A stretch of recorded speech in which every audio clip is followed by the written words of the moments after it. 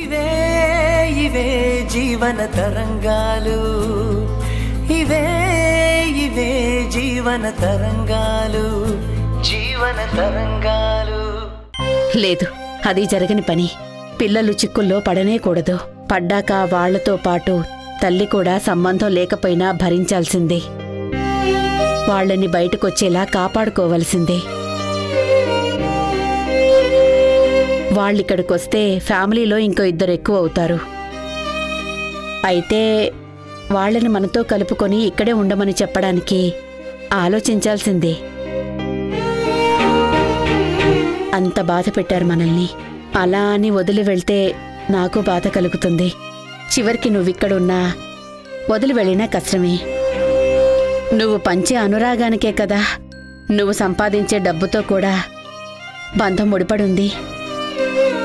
అదే కదా ఈ ఇంటి పరిస్థితి. నువ్వు నా డబ్బు వాడుకుంటున్నావో లేదో తెలీదు, కానీ నా డబ్బు మీకు ఖర్చు చేయడంలో ప్రయోజనం ఉంది. కానీ వచ్చేవాళ్ళని భరించాలంటే యోగ్యత ఉండాలి కదా. వాళ్ళిక్కడికొచ్చుంటే మనసుకు మాత్రం కష్టమే. నేనైతే కుదరదని చెప్పానమ్మమ్మా. అది కూడా మంచిదే. నువ్వు ఒప్పుకున్నా నేను ఒప్పుకోనని చెప్పాను. అమ్మకి చెప్పాను నువ్వు వృద్ధాశ్రమానికి వెళ్ళిపో అని. కానీ తనకి సౌకర్యం అనిపించక ఇక్కడికే వచ్చింది. ఇక దేవికాకి పెళ్ళయింది. ముందు నుంచి ఒంటరిగానే ఉంటుంది. అక్క చెల్లెళ్ల సంబంధం వేరు. వాళ్లని వద్దని కానీ రమ్మని కానీ హక్కుగా చెప్పలేదు. నాకిబ్బంది అవుతుందని మాత్రమే చెప్పగలదు. ఇక మిగిలిపోయింది కీర్తి. అవును, నేనే నీ గుండెల్లో కూర్చుండిపోయాను. అవునరా, నువ్వు నా గుండెలోనే ఉన్నావు. వాడు కూడా ఉండాలని ఒక చిన్న ఆశ. అలానే భయం కూడా ఉంది. మనవడో మనవరాలో వస్తారు. వాళ్లతో ఆడుకుంటే నీరసం పోయి కొద్దిగా ఉత్సాహం వస్తుంది. కానీ ఉద్యోగం లేని కొడుకు 20 సంవత్సరాలు పేపర్ చదువుతూ మీ నాన్న కూర్చున్నారు. ఇప్పుడు కొడుకు కూడా అక్కడే కూర్చోవచ్చు. ఒకవేళ దొరికితే మంచిదే. లేకపోతే అమ్మ, భర్త, కూతురు చాలు అనిపిస్తుంది. కొడుకు, కోడళ్ళు, మనవళ్ళు వద్దు అని అనుకోగలనా? చాలా ఎక్కువైందిరా నీకు. ఒక ఆధారం దొరికే వరకు నేను నీతో ఉంటాను, ఇక్కడితో ఆపేస్తాను అని వాడికే చెప్పేస్తాను. వాడిక్కడికి వచ్చేదొద్దు.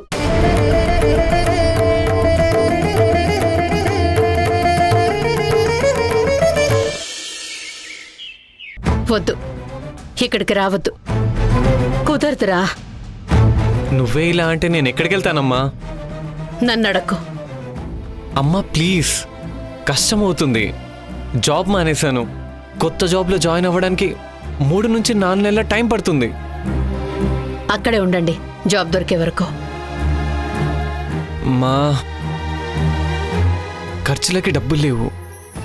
దీపకు రెగ్యులర్ చెకప్లు, దగ్గరలో డెలివరీ ఉంది. హాస్పిటల్ ఖర్చులు చాలా అవుతున్నాయమ్మా. నీ దగ్గరుంది ఖర్చు పెట్టుకో. ఎక్కడుందమ్మా? ఉన్నది ఊర్చి ఇంటికి పెట్టాను. ఏం తొందర వచ్చిందని అంత పెద్ద ఇల్లు కట్టావు? దేనికోసం కట్టావురా? అప్పు చేసి మరీ కట్టావు. కట్టేశాం కదా. ఇల్లు రెంట్కిస్తా అని అన్నావంట. అప్పు తీసుకున్న చోట ఇన్స్టాల్మెంట్ కట్టాలి. చాలా ప్రెషర్ ఉందమ్మా. ఈ రెంట్ డబ్బులు వస్తే అడ్జస్ట్ చేద్దామని చూస్తున్నాను. అయితే ఒక చిన్న ఇంట్లోకి మారండి. డబ్బవసరమైతే నన్ను అడుగు. నాకు చేతనైన సహాయం చేస్తాను. ఫైనాన్స్ కంపెనీ అప్పు గురించి నాకు వదిలే, నేను తీర్చుకుంటాను. కొడుకుతో కూడా అంత పట్టింపు ఎందుకమ్మా? అంటే నేను ఇంటికి రావద్దంటావా? అవును, నాది పట్టుదలే. నువ్విక్కడికి రావద్దురా. ఇంత మంచి ఇల్లుంది. అవును, వదిలి వెళ్ళింది నువ్వు. వద్దనుకుని వెళ్ళింది నువ్వురా. అప్పుడేదో బుద్ధి తక్కువ అలా చేశానమ్మా. కాదు, స్వార్థం ఎక్కువయ్యి అలా చేశావు. అప్పుడిక్కడ కష్టం ఉంది. అందుకే నీ సుఖం నువ్వు చూసుకొని బయటకు వెళ్ళిపోయావు. సరే అమ్మా, ఇప్పుడు బుద్ధొచ్చింది. చూడు, నువ్విక్కడికి ఎందుకొచ్చావో నాకు తెలుసు. నువ్వు నా కొడుకువి. నిన్నెత్తుకొని పెంచాను. నీ ఎత్తులు నేను అర్థం చేసుకోలేనంటావా? ఇక్కడుంటే నీ పూర్తి బాధ్యత నేను తీసుకుంటాను. డబ్బు గురించి ఆలోచించాల్సిన టెన్షన్ ఉండదు. నా జీతం ఉంది. నా డబ్బులు సరిపోకపోతే కీర్తి అమ్మమ్మ సంపాదన కూడా ఉంది. నేనంత కమర్షియల్గా ఆలోచించలేదమ్మా. కానీ నేను ఎమోషనల్గానే రియాక్ట్ అవుతాను. ఎంతైనా కన్న తల్లి మనసు కదా, అలాగే ఉంటుంది. అది నీకు కూడా తెలుసు. అందుకే వచ్చావు. చిన్నప్పుడు ఏడిస్తే కడుపు నిండా తిన్నావో లేదో అని తినిపిస్తే ఏడుపు ఆపేవాడివి. అప్పుడు నీకు తినిపిస్తే తినే వయసు. ఇప్పుడు నీకు ఏ టెన్షన్స్ లేకుంటేనే కడుపు నిండా తినే ఏజ్ నీది. అమ్మా, నేనేం డబ్బులు అడగనమ్మా. నువ్వు అడగవు. మేమే ఖాళీగా ఉన్న నీ జేబు నింపాలి. డబ్బులు లేక చిన్నబోయి కూర్చుంటే చూస్తూ ఊరుకోలేం కదా. నేనే కాదు, నీ చెల్లి, వేలు పట్టి నడిపించిన మీ అమ్మమ్మ అందరూ తలో చేయి వేసి సహాయం చేస్తారు. రేపు నీకు బిడ్డ పుడితే తల్లికి బిడ్డకు సేవలు చేసే భాగ్యం, బాధ్యత రెండూ మాకే కదా. ముగ్గురం ఉన్నాం కదా వెట్టి చాకరీ చేయడానికి. నా జాబ్ పోయి హెల్ప్లెస్గా ఉన్నాను, అందుకే ఇలా మాట్లాడుతున్నారు. అదే నేను మంచి పొజిషన్లో ఉండి బాగా సంపాదిస్తుంటే ఈ మాట వచ్చేదా? నువ్వు ఏ స్థాయిలో ఉన్నా నీది ఎప్పటికీ నా కొడుకు పొజిషనే. అందులో ఏ చేంజ్ ఉండదు. అవసరాలను బట్టి చేంజ్ అవుతున్నది నువ్వే. నీకు అవసరం లేకపోతే ఈ ఇంటి తలుపు తట్టేవాడివా? అమ్మా, నువ్వు ఎప్పుడిలా మాట్లాడలేదు. ఎందుకంటే నువ్వు నా ముద్దుల కొడుకువి. వాడికేం తక్కువ? చేతులకొకరు కాళ్ళకొకరిని పెట్టుకుంటాడు. ఇలా చుట్టూ ఎంతమంది నౌకర్లు సేవ చేయడానికి ఉన్నా తల్లిగా నా కొడుకును నేనే చూసుకుంటాను అని మురిపంగా పెంచుకున్నాను. కానీ నువ్వేమో నీకంతా సవ్యంగా ఉందనుకున్నప్పుడు మమ్మల్ని వదిలేసి వెళ్ళిపోయావు. అప్పుడు కూడా మమ్మల్ని మర్చిపోకుండా ఉంటే ఈరోజు నేను ఇలా మాట్లాడాల్సి వచ్చేది కాదు. ఆ రోజు తెలియలేదు. అప్పుడు తెలియలేదు. వదిలే, అదంతా గతం. అయినా నాకు మంచి పాఠం నేర్పించావురా మహేష్. నువ్వు కొడుకువు కాబట్టి నువ్వు నీకు ఎలా నచ్చితే అలా మాట్లాడొచ్చు. అమ్మ దగ్గర నీకు ఆ హక్కు, చనువు ఉంటుంది. కానీ తల్లి తిరిగి అలానే చేస్తే తట్టుకోలేవు. మేము ఆ రోజు ఎలా తట్టుకోగలిగాం? నీ గృహ ప్రవేశానికి అమ్మమ్మని వంట మనిషిని చెప్పి వద్దని చెప్పినప్పుడు మేమెంత బాధపడుండాలి. ఆ వంటలు చేసిన డబ్బుతో నిన్ను పెంచి పెద్ద చేస్తే ఆ మనిషికి విలువ లేదన్నావు. ఈ కుటుంబం దూరంగా ఉంటేనే పెద్ద పరిచయాలు దొరుకుతాయని అన్నావు. కానీ ఈరోజు కష్టకాలంలో అదే కుటుంబం కావాలి. ఆ వంట పని చేసే అమ్మమ్మ కావాలి. ఆమె సంపాదించే డబ్బు కావాలి.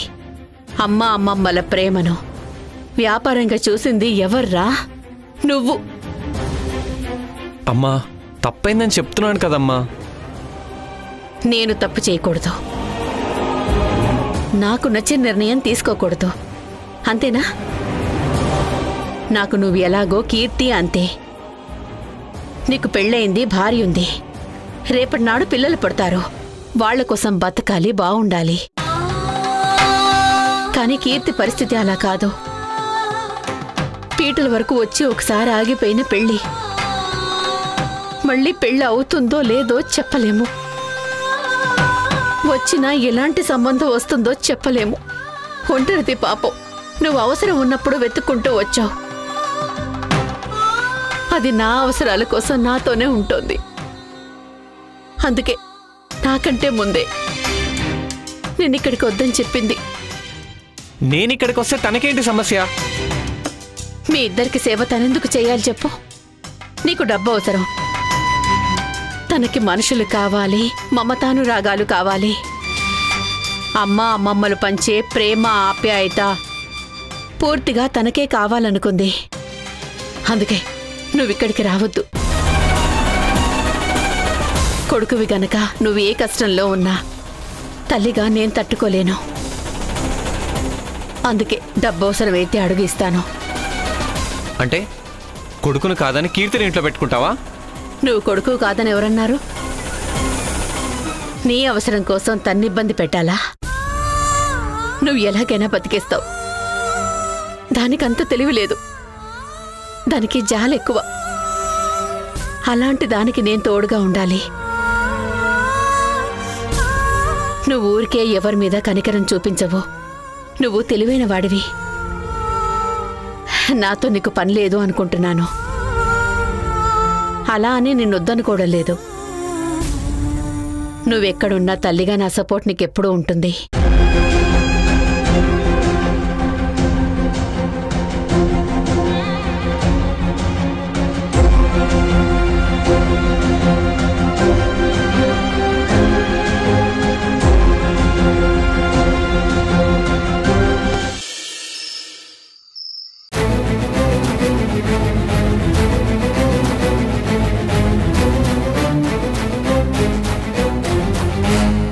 అంత పెద్ద ఇల్లు కట్టావు, దేనికోసం కట్టావురా?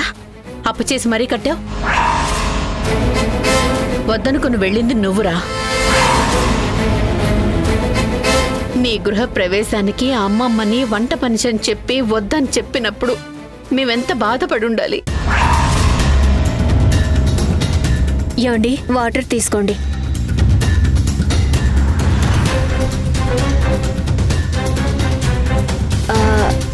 అత్తమ్మన్న దాంట్లో తప్పు లేదు.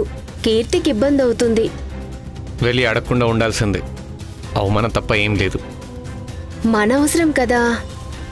మొక్కం మీద ఉమ్మినట్లు వేరే ఇల్లు తీసుకో, డబ్బు అవసరమైతే చెప్పు ఇస్తాను, ఇంటి మీద అప్పు అమ్మే తీరుస్తానంది. బయటుంటే ఖర్చులకి తప్పకుండా డబ్బు తక్కువ పడుతుంది. అయినా సరే మన తిప్పలేవో మన పడదాం.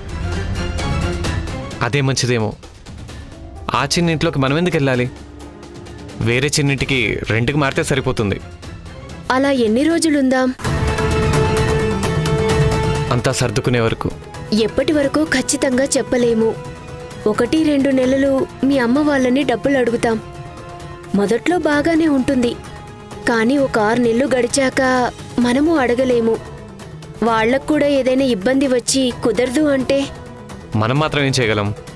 ఏమీ చేయలేం. కాబట్టి ఇలా అడుక్కోవడం కంటే నెల నెల పెన్షన్ డబ్బుల కోసం టెన్షన్గా ఎదురు చూసినట్టుంటుంది. అదే ఆ ఇంట్లో ఉంటే వాళ్ల సంసారంలో భాగమైతే ఈ సమస్య రాదు.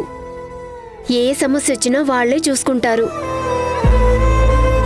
ఇల్లు మీ అమ్మది. ఆ ఇంట్లో ఎవ్వరికి ఏ కష్టం వచ్చినా ఇంతకుముందు అన్ని బాధ్యతలు తనే తీసుకుంది. మనం వెళ్తే మన పూర్తి బాధ్యత కూడా మీ అమ్మే తీసుకుంటుంది. అంటే ఏంటి? వాళ్ల దగ్గర అవసరాల కోసం ప్రతిసారి చేయి చాపడం కంటే వాళ్ల చేతిలోనే మన బరువు బాధ్యతలు పూర్తిగా పెట్టేస్తే సరిపోతుంది అంటున్నాను. ఇక వాళ్లే అంతా చూసుకుంటారు. మనం కష్టకాలంలో ఉన్నాం. అయినా సరే నాకెందుకో ఇది కరెక్ట్ కాదనిపిస్తుంది. పిన్నొద్దన్నారు, అమ్మమ్మ కీర్తి ఒప్పుకోలేదు. అయినా ఏ మొహం పెట్టుకొని ఆ ఇంటికి వెళ్తాం? వాళ్ళ డిసైడ్ చేసేది. ఇప్పుడు అమ్మ కూడా ముఖం మీద చెప్పేసింది కదా. గృహప్రవేశం టైంలో జరిగిందేదో జరిగిపోయింది. అదంతా పెద్దగా గుర్తుపెట్టుకునే టైప్ కాదు మీ అమ్మ. చాలా మంచిది. కొడుకు ప్రాబ్లమ్స్లో ఉంటే మీ అమ్మ చూస్తూ ఊరుకోదు. ఇంక మనకు పాపో బాబో పుట్టాక వాళ్లే తన మనవడు మనవరాలు అనుకుని సంతోషపడకుండా ఉంటుంది అంటారా? మరెందుకలా మాట్లాడింది? కీర్తి ఇప్పటికే పెళ్లి చేసుకుని వెళ్ళిపోవాల్సిన అమ్మాయి. పెళ్లి అవలేదు. అందుకు అనేక కారణాలుండొచ్చు. కానీ మనం అక్కడికి వెళ్తానంటే కీర్తి రావద్దు అని చెప్పింది. కానీ ఒకవేళ అత్తమ్మ మనసు కరిగి మనల్ని అక్కడికి రమ్మని పిలిచినా కీర్తి మనసు నొచ్చుకుంటుంది. అందుకే మీ అమ్మ వద్దనంటుంది. అయినా అమ్మ ఒప్పుకున్న, కీర్తి మాత్రం ఒప్పుకోనని చెప్పింది. మీ అమ్మ మంచితనాన్ని అమాయకత్వాన్ని మోసం చేశాననే కీర్తికి నా మీద కోపం. అందుకే అలా మాట్లాడింది. వయసులో ఉండగానే అమ్మాయిలు పెళ్లి చేసుకుని వెళ్ళాలి, లేదంటే కొడుక్కి ఇంట్లో చోటు ఉండదు. మనం అక్కడికెళ్తే మీ అమ్మ వద్దనదు. కానీ కీర్తి మొండికేసుకుని కూర్చుంటే మీ అమ్మకి వేరే దారి లేదు, మనల్ని అక్కడికి రానివ్వదు. సహజంగా తల్లులకు కొడుకంటేనే ప్రేమ ఎక్కువ, కాని కూతుర్లని నమ్ముతారు. ముందు వాళ్లకి కావాల్సిన తృణమో ప్రాణమో ఇచ్చి నచ్చజెప్పాక అధిక మొత్తం కొడుకుకే ఇవ్వాలనుంటుంది. కానీ ఆ పని ఇప్పుడే చేస్తే మిమ్మల్ని అక్కడికి రమ్మంటే కీర్తి ఒంటరవుతుంది. మనం అక్కడుంటే తనుండదు, తను అక్కడే ఉంటే మనకు మనశ్శాంతి ఉండదు. మీ అమ్మ కోపం నీటి బుడగలాంటిది. కాకపోతే ఇప్పుడొచ్చిన సమస్య, మనం ఆ ఇంటికి వెళ్ళడానికి మీ అమ్మ ఒప్పుకోవడానికంటే ముందు కీర్తిని మీ అమ్మ ఒప్పించాలి. అదే అస్సలు సమస్య.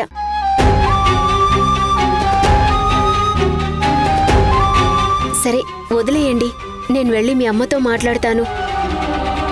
ఇప్పుడున్న పరిస్థితుల్లో మనం వాళ్లతో ఉండడమే అన్ని విధాలా మంచిది. ఆలోచించు, ఒక్కరోజు విషయం కాదు, ఒక్కసారి వెళ్తే అక్కడి నుంచి రావడం కష్టం.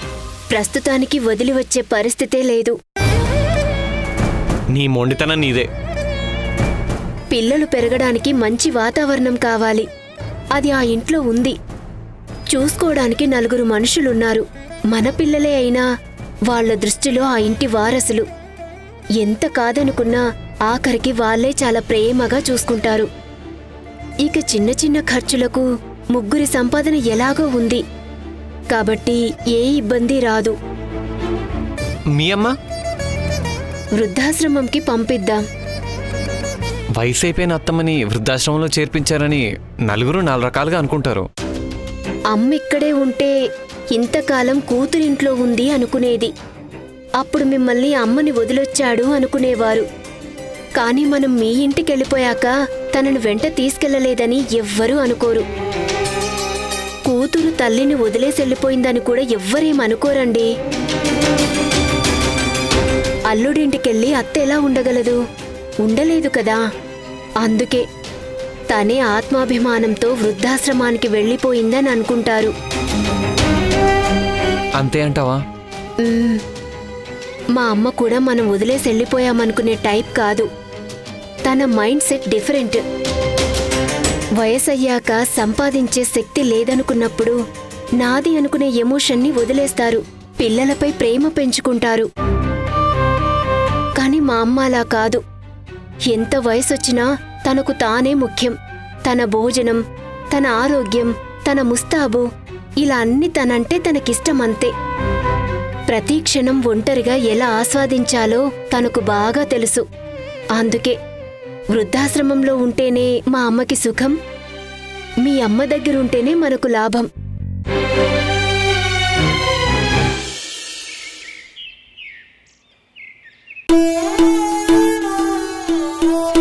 దేవికా, ఏమైందమ్మా? నీకు చిలక్కి చెప్పినట్టు చెప్పాను. ఎప్పుడూ డ్యూటీనే కాదు, నీ ఆరోగ్యం గురించి కూడా ఆలోచించుకోవాలి అని. ఇప్పుడు నాకు ఏమైందని ఇంత టెన్షన్ పడుతున్నావు? డాక్టర్ నీ హెల్త్ గురించి ఏమన్నారో కళ్యాణ్ నాకంతా చెప్పాడు. ఇప్పుడు ఏమైందని నువ్వు ఇంత టెన్షన్ ఫీల్ అవుతున్నావు? రాద్ధాంతం కాదే, నిన్నెక్కువ చదివించి నేనే తప్పు చేశాను. ఏ 10th క్లాసో పాస్ అయిన తర్వాత పెళ్లి చేసుంటే ఇప్పటికి 3 పిల్లలు కని సంసారం లక్షణంగా చేసుకునేదానివి. నువ్వు చేసినా నేను చేసుకునేదాన్నేం కాదులే. నాకప్పటికీ మైండ్లో ఆఫీసర్ అయ్యి సర్వీస్ చేయాలని గోల్ ఉండేది. ఉండేది. అయినా 24 గంటలు జాబు జాబు అంటూ కాళ్ళకి చక్రాలు కట్టుకుని తిరుగుతున్నావు కదా. దానివల్ల నీకు నెలకింత జీతం తప్ప నీ కాపురానికి ఏమైనా ఉపయోగం ఉందా? నేను చేస్తున్న పనికి జీతం తీసుకుంటున్నాను. That's enough. నా పర్సనల్ బెనిఫిట్స్ పొందాలని నేను అనుకోను కదమ్మా. నువ్వు అనుకోవు, కానీ నీ డ్యూటీ వల్ల నీ బంధు బలగం అంతా దూరం అయిపోయింది. నువ్వు ఒంటరిదానివి అయిపోయావు. సంతోషం లేదు, సౌఖ్యమూ లేదు. ఎప్పుడు చూసినా ఏదో పోగొట్టుకున్న దానిలా ముభావంగా ఉంటావు. ఇదేగా నువ్వు సంపాదించింది. నువ్వు పని గురించి ఆలోచిస్తున్నావు గాని నీ గురించి పని ఆలోచించదు. నీ ఆరోగ్యం పోయినా అది పట్టించుకోదు. ఎంత చెయ్యాలో అంతే చెయ్యాలి తప్ప నీ సంతోషాన్ని దానికోసం తాకట్టు పెట్టకూడదు. పని ఒత్తిడి తగ్గించుకో. నీ భర్తతో సమయం గడుపు. ఆలుమగలిద్దరూ గుడికి వెళ్ళండి, సినిమాలకి వెళ్ళండి. ఎక్కడ ఆనందం ఉందో అక్కడికి వెళ్ళి దాన్ని అందుకుని ఆస్వాదించండి. ప్రతి క్షణాన్ని ఒక తీపి జ్ఞాపకంలా మార్చుకోండి. నాకున్న టైంలో అవన్నీ కుదరవమ్మా. కుదుర్చుకోమని చెప్తున్నా. లేదంటే హాస్పిటల్ చుట్టూ తిరిగి అడ్డమైన మాత్రలు మింగి మరిన్ని కొత్త జబ్బులు తెచ్చుకునే ఆ కర్మని తప్పించుకోమని హెచ్చరిస్తున్నాను. అమ్మా ప్లీజ్, ఇంక చాలు. నేను ఇంతకు ముందు ఏ పని చేశానో అదే పని ఇప్పుడు చేస్తున్నాను. అప్పుడు లేని స్ట్రెస్ ఇప్పుడు ఇలా వస్తుందో తెలియటం లేదు. డాక్టర్కి తెలుసు కదా, అందుకే రెస్ట్ తీసుకోమని చెప్పారు. లేదమ్మా, నాకు నువ్వు చెప్పావనో ఇంకెవరో చెప్పారనో చేంజ్ కాలేను. నాకు మారాలనిపిస్తేనే నేను మారుతాను. తలరాతల్ని ఎలా మార్చలేమో నిన్ను కూడా అలాగే మార్చలేము. నీ ఇష్టం వచ్చింది చేసుకో. అమ్మా,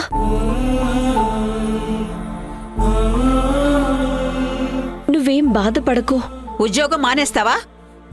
కాదు, పిల్లల విషయంలో ఒక నిర్ణయానికి వచ్చాను. నిజంగానా? అవునమ్మా, ఈ టాపిక్కి ఫుల్ స్టాప్ పెట్టాలనుకుంటున్నాను. అది జరగాలని 1000 దేవుళ్ళకి మొక్కుకుంటున్నాను. నా మాట విని ఇప్పటికైనా నువ్వు కళ్ళు తెరిచావు. నాకది చాలు. ఉండు, నీకీ ఆలోచన వచ్చేలా చేసినందుకు ఆ భగవంతుడికి దండం పెట్టుకుని వస్తాను.